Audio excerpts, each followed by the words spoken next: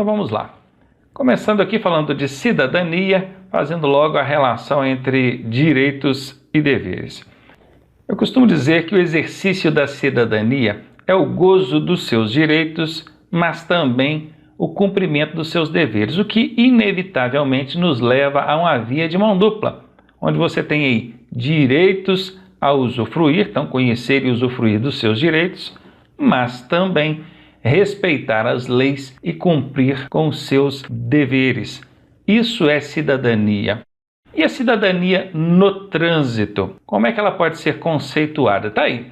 Consiste em conhecer as leis e as normas que regem o trânsito brasileiro, gozar dos benefícios que lhes são de direito, entretanto, respeitar os direitos dos demais cidadãos.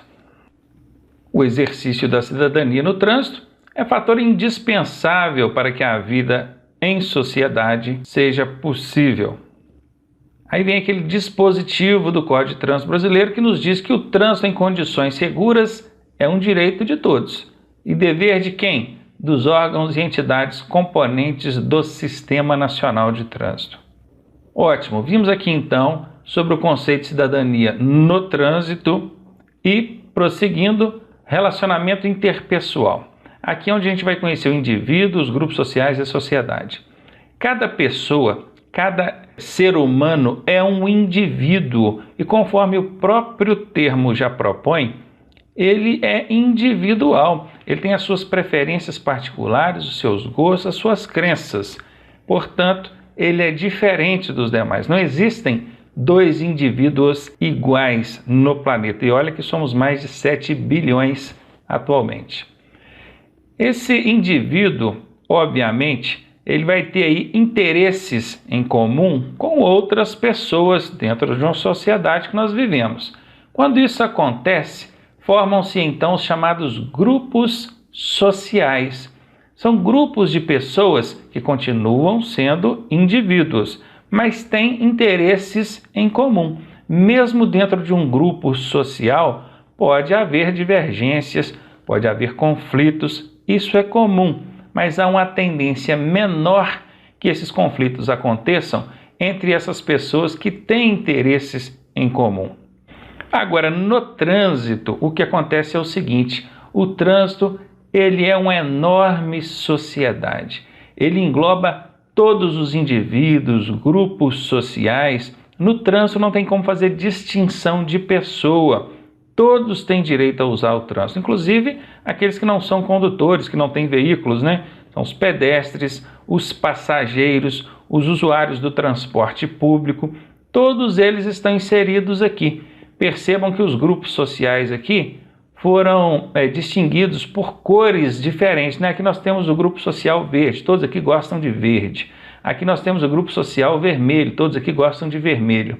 Mas lembrando que mesmo dentro do grupo social, onde há interesses em comum, cada um é um indivíduo. E o grande desafio do trânsito é justamente esse. No trânsito, todas as pessoas estão inseridas, todas. Não dá para poder fazer separação, distinção de pessoa.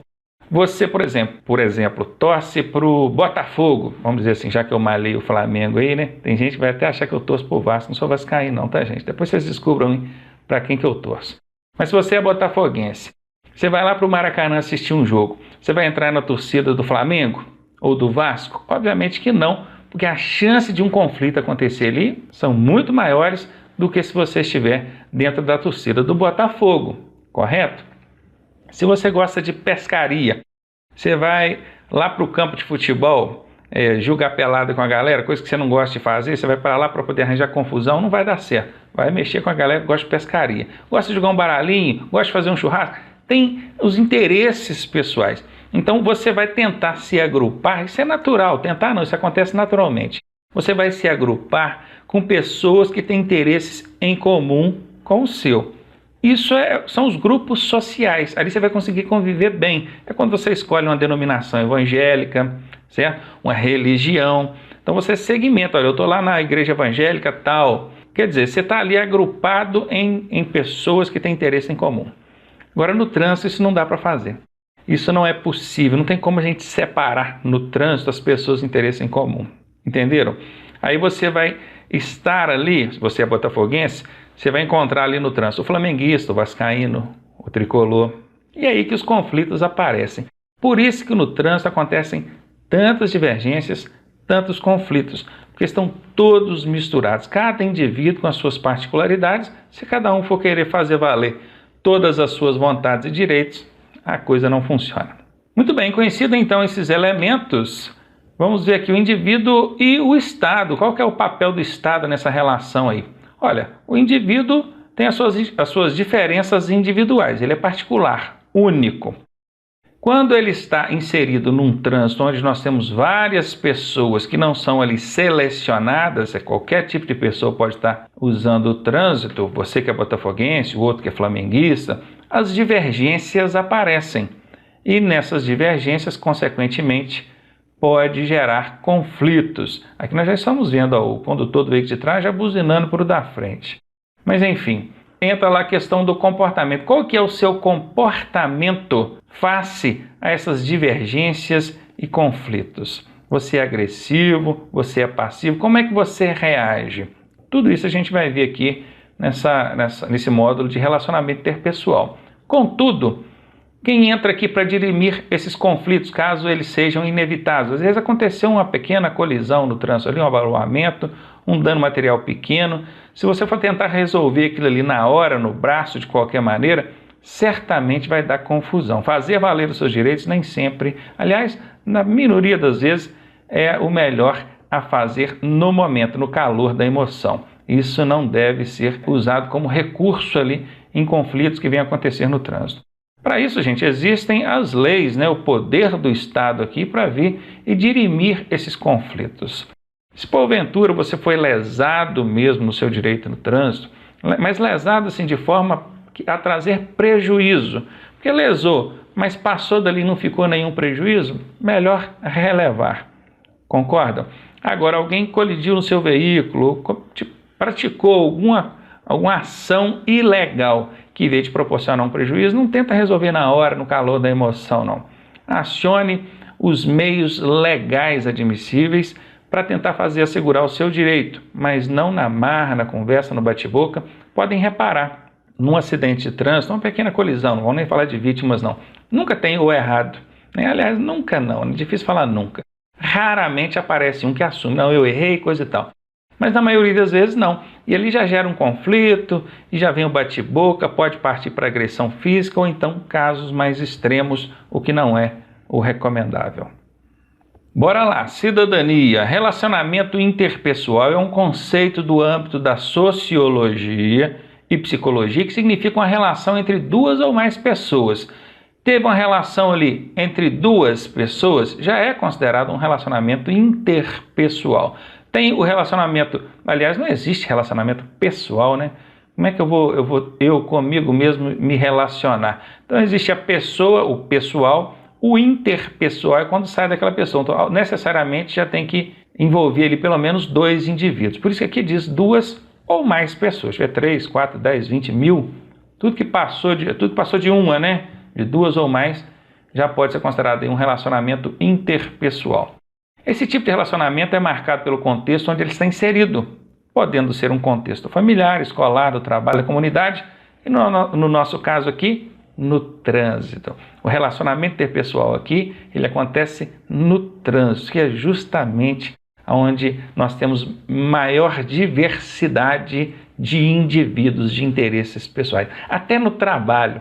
Às vezes você acha que no trabalho é difícil relacionar com os colegas e tal, mas vejam bem, os que estão ali são pessoas que têm algo em comum, trabalham com o mesmo propósito, trabalham na mesma empresa, no mesmo local, certo? Agora no trânsito não. No trânsito é diferente mesmo, totalmente diferente, e é onde acontece então esse contexto complicado que é o trânsito. Bora lá. Aqui, o relacionamento interpessoal implica uma relação social, claro. Se existe um relacionamento interpessoal, existe uma relação social, em sociedade, onde cada indivíduo representa uma engrenagem dessa enorme máquina chamada sociedade. Olha, apesar de tantas diferenças, claro que aqui o conceito está de forma generalizada, ele não está falando só de trânsito, eu posso trazer isso aqui para o entendimento de trânsito. No trânsito a gente precisa dos veículos de transporte coletivo, consequentemente ali o condutor dele são os motoristas que vão estar transportando essas pessoas para lá e para cá. Senão como é que os pedestres, os usuários que não têm um veículo vão se locomover? Ou então até aqueles que têm o veículo, mas preferem andar no transporte coletivo. Tem aqueles veículos de carga, onde a mercadoria precisa chegar no supermercado, na farmácia, na loja, para suprir a sua própria casa, certo? Então nós temos os motoboys. O pessoal não gosta, né? Motoboy. Pois é, mas é ele que vai entregar a pizza lá na sua casa, o galão d'água, o botijão de gás, correto? Enfim, são engrenagens de todo esse sistema e engrenagens essenciais. Vocês viram aí, paralisação dos caminhoneiros, o impacto que isso causou na vida das pessoas, impacto direto e econômico em relação ao país inteiro. Viram? Pois é. O indivíduo cidadão. É importante saber que, além do papel de condutor, o motorista deverá ter sempre em mente que quando se encontra no trânsito, ele está dividindo espaços com outros indivíduos, que são pedestres, ciclistas, até animais, vejam aqui, animais, e outros condutores, que também necessitam utilizar das vias. E conforme eu bem falei agora há pouco, eles necessitam utilizar das vias e muitas das vezes para cuidar de uma necessidade sua. É o motoboy que vai lá levar a pizza na sua casa, o galão d'água, o remédio, não foi o que eu acabei de falar? Pois é. Então isso é inevitável, isso é trânsito, a gente precisa ter esse conceito, precisa entender e respeitar.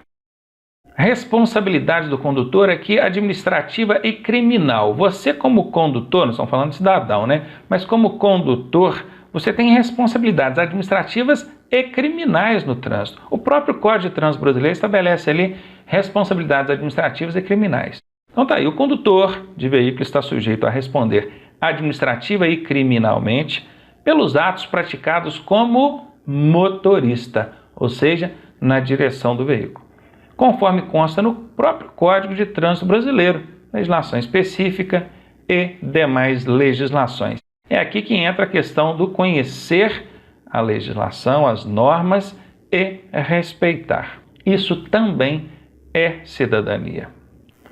É preciso também lembrar que o condutor tem a nobre missão de ser um condutor exemplar, pois o seu comportamento adequado na condução do veículo pode influenciar, não só pode, como vai influenciar, estejam certos disso, tá? No comportamento de futuros motoristas, os quais hoje são seus passageiros. Não sejam pateta no trânsito, né? Igual esse aqui tá mostrando. Eu, inclusive, gente, eu tenho uma palestra que fala como você tem influenciado no trânsito. Esse é o título da minha palestra. Como você tem influenciado no trânsito. Tá vendo essa criança que está sentada do seu lado aí? Ou lá atrás? Tá vendo essas pessoas que estão dentro do seu veículo aí? Se você é um motorista de um veículo de transporte coletivo, então, nem o diga, né? Toda ação que você pratica ali na direção do veículo está sendo captada, ainda que involuntariamente, por estes que te acompanham.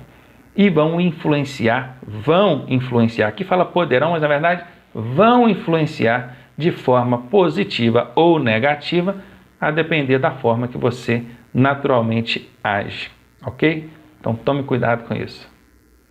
Além disso, é de grande importância que o motorista se conscientize da necessidade de se comportar de forma educada. Claro, educação cabe bem sempre, em qualquer lugar, tratando os outros usuários do trânsito sempre com cortesia. Eu costumo dizer aí na avaliação das questões que a palavra sempre é uma casca de banana. Agora, se for sempre para uma coisa bacana, eu não acho que é casca de banana não, tá? Eu acho que pode sim. Exagerar para ser bacana não é inadequado. Seja sempre cortês, educado no trânsito. Olá, de volta com vocês e nesse módulo para falar da relação meio ambiente e trânsito, ou mais precisamente, veículos e meio ambiente. Vamos lá, meio ambiente, poluição. O que é poluição? É o resultado de qualquer tipo de ação ou obra humana capaz de provocar danos ao meio ambiente, houve ali uma alteração no meio ambiente e essa alteração causou dano, é chamado de poluição. Tem aqui ainda uma outra definição um pouco mais completa, que diz que poluição é a introdução na natureza de substâncias nocivas à saúde humana, aos outros animais e ao próprio ambiente, que altera de forma significativa o equilíbrio dos ecossistemas. Aqui nós temos até ilustrações bastante pertinentes, né? Aqui o nosso planeta já todo remendado, poluído, coitado, já sufocado. E aqui mais do que exemplificado, nós temos aqui uma indústria, a sua chaminé soltando ali o monóxido de carbono em grande escala, rede de esgoto, né, sendo jogada todo dentro dos rios, não recebendo o tratamento adequado, as próprias residências jogando ali seus resíduos dentro dos rios, tanto esgoto quanto lixo diretamente, aqui no meio do mato também tem, enfim. Aqui a gente tem bons exemplos do que tem acontecido com o nosso ecossistema, com o nosso planeta, com o nosso meio ambiente. E vamos tentar trazer isso na relação trânsito para meio ambiente para a gente ver o que tem impactado diretamente e o que a gente pode fazer para tentar diminuir isso aí ou até mesmo eliminar, quem sabe. Poluentes. Bom, lá no slide anterior a gente deu a definição de poluição, que a gente vai falar dos poluentes, que são os elementos causadores da poluição. E a gente vai falar especificamente de cada elemento. Aqui nós temos uma ilustração com alguns gases e poluentes aí que são expelidos na natureza. Vamos conhecer eles. Olha, aqui nós temos o ozônio, o dióxido de enxofre, gás metano, o dióxido de carbono, o clorofluorcarbono, material particulado e óxido de nitrogênio. Todos esses elementos causadores da poluição, denominados aí como poluentes, eles são expelidos pela natureza, mas na proporção certa, conforme o nosso ecossistema necessita. Sim, o nosso planeta precisa desses elementos. O problema é que a intervenção humana tem expelido esses elementos em grande escala e escalas desproporcionais à necessidade do nosso ecossistema. E é isso que a gente precisa conhecer para tentar controlar. Bom, se no slide anterior nós vimos o que são os poluentes, aqui nós vamos ver o que são os agentes poluidores. Esses são os geradores da poluição. Quem são os geradores da poluição, hein? Vamos ver se o pessoal sabe aí, ó. As pessoas, aqui é o pedestre, arremessando lixo na rua. A lixeira logo do lado, ele passa, arremessa o lixo na rua. Depois chove, o que a chuva faz? Leva isso tudo aqui para dentro do escoamento d'água, entope ali as bocas de lobo e acontece os alagamentos. O próprio veículo dele, com a família dele, vão passar aí maus momentos depois por conta dessa indisciplina dele. Veículos, sim, motores de combustão interna queimam combustível, produzem ali monóxido de carbono. Isso é um elemento causador da poluição e os veículos aqui como personagem chamado de gerador da poluição. Temos também as fábricas com suas chaminés e outras formas de poluição, obviamente. Também os lixões, os chamados aterros sanitários. Há um bom tempo que existe legislação federal proibindo esse tipo de aterro a céu aberto. Isso traz aí N prejuízos para a natureza, mas como não tem relação aí com o nosso assunto, que é trânsito, veículos e meio ambiente, eu vou deixar de lado por enquanto. Prossigamos. E quais são os principais tipos de poluição, hein? Nós temos aí poluição do ar, nós temos poluição sonora, nós temos também poluição do solo, poluição da água, poluição visual e poluição radioativa. Essa poluição visual aqui é bem relacionada ao nosso caso, né? Trânsito, olha só. Tanta publicidade, placas de sinalização, isso tudo misturado proporciona, obviamente, uma poluição visual tremenda. E nós vamos falar sobre isso daqui a pouco também. Vamos começar aqui falando então sobre a poluição do ar, especificamente sobre o elemento monóxido de carbono. Trata-se de um gás imperceptível, letal, extremamente perigoso. Olha, o monóxido de carbono, aqui até a gente tem na ilustração como se a gente pudesse vê-lo, mas na verdade nós não podemos. Ele é imperceptível, você não consegue ver a fumaça, você vê, o monóxido de carbono não. Você não consegue sentir o cheiro, o gosto dele, ele vem na calada e ele é um gás letal. Olha um perigo aqui, ó. Ao funcionar o motor do veículo, não fique parado em ambiente fechado, porque o gás acumulado ali pode causar morte. É muito comum, ainda nos dias de hoje, as pessoas ligarem o veículo e aguardarem ali alguns minutos para o chamado aquecer o motor, deixar o óleo circular e lubrificar o motor. Olha, primeiro que no manual do seu veículo, pode observar lá, a recomendação é que você ligue o veículo e coloque-o em movimento. Esse lance de esquentar motor, esperar o motor lubrificar, isso é antigo pra caramba. Nós já estamos aí no século 21, pode olhar no manual do proprietário do seu veículo que você vai ver que tem essa informação lá. Ligue o veículo e evite ficar em ambiente fechado. Põe o veículo para circular. Vou até dar um exemplo do que aconteceu com um caso, né? Existem N's parecidos ou similares com esse. Um casal pegou o seu automóvel, que deu uma pane, aí passando um caminhão baú, arranjaram um jeito de colocar esse carro dentro do baú do caminhão e foram lá dentro. O cara fechou, o motorista fechou o baú do caminhão e o casal foi dentro do carro, lá dentro do baú. O que vai acontecer dentro do baú? Claro, calor, vai ficar abafado. Qual foi a ideia brilhante que eles tiveram? Vamos ligar o ar-condicionado. O ar-condicionado só funciona com o motor ligado, né? Então ligaram o ar, ligaram o motor e ficaram lá dentro. O que aconteceu? Monóxido de carbono se acumulou dentro do baú do caminhão. Quando o caminhoneiro parou, que foi abrir lá o baú para ver como é que estava o casal, eles estavam mortos. Foram a óbito por conta do acúmulo desse monóxido de carbono ali dentro. Então isso é sério, é perigoso, ele mata na calada, na surdina, você não fica nem sabendo. Você está ali dentro de uma garagem fechada, de um condomínio, de um prédio. Aí ligou o carro, está lá, de bobeira, mexendo no celular, esperando o carro aquecer. Dali a pouco, você já sente ali desacordado e pronto, dali para frente você não sabe mais o que aconteceu.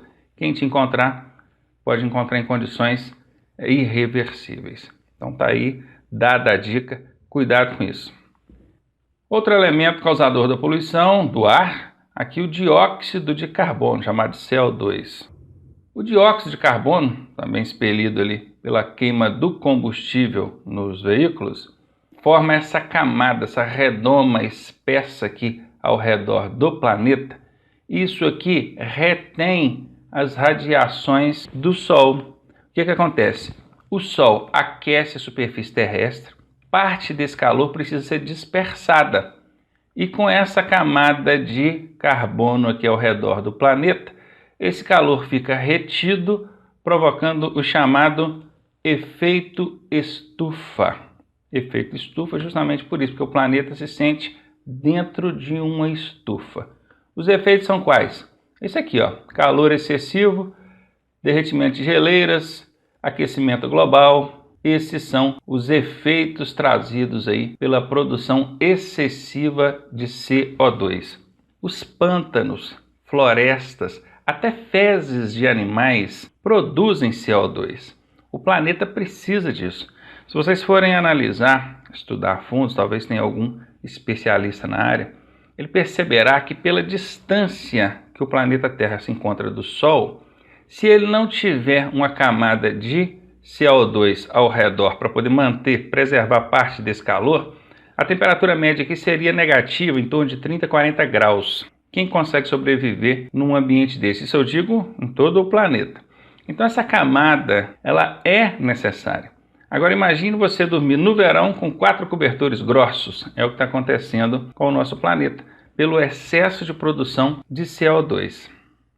Outro elemento, também poluidor do ar, é o dióxido de enxofre. Esse provoca a chamada chuva ácida.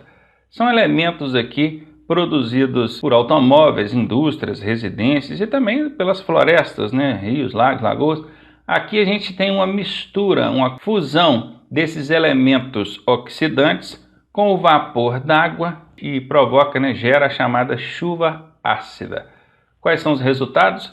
Desertificação e corrosão de estruturas metálicas. Quando a gente fala chuva ácida, a pessoa já logo imagina, pô, vai chover ácido, já vai pingar na gente queimando tudo. Não é assim não. É quase que imperceptível, mas existe. A acidez na chuva, ela aumenta, quase que imperceptível, repito. Mas quer ver como é que dá para perceber? Deixa o seu veículo dormir ao sereno, por exemplo, não precisa nem ser a chuva, né? Só o sereninho que cai ali durante alguns meses, 6 meses, 1 ano, você vai perceber ali a pintura toda corroída. Isso é efeito do excesso de acidez